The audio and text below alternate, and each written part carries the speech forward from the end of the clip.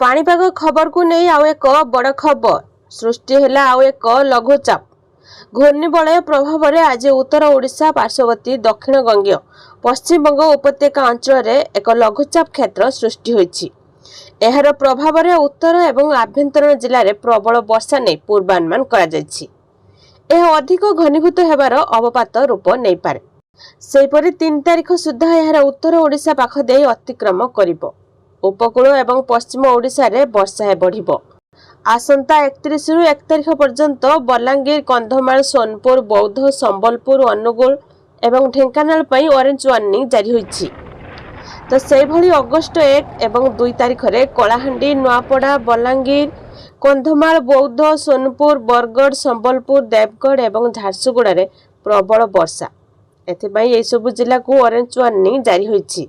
सेहीपरि ए समय मध्य राज्य में नुआपड़ा, नवरंगपुर, कलाहांडी, बलांगीर, सोनपुर, जाजपुर, बरगढ़, झारसुगुड़ा, संबलपुर, ढेंकानाल, बालेश्वर, भद्रक, सुंदरगढ़, अनुगुल एवं देवगढ़ जिले में प्रबल वर्षार सतर्क सूचना।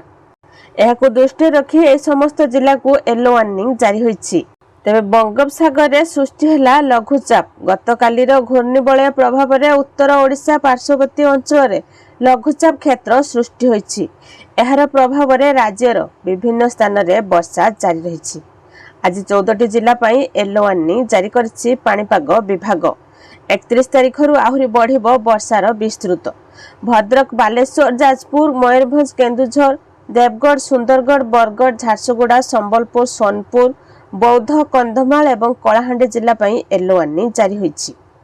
तेबे 31 तारिख रु प्राय 6टी जिले में प्रबल रु अति प्रबल वर्षा नहीं पाणीपाग विभाग आकलन करिछि। तो यह थिला आपण मन पई पाणीपागर किछि सतर्क सूचना।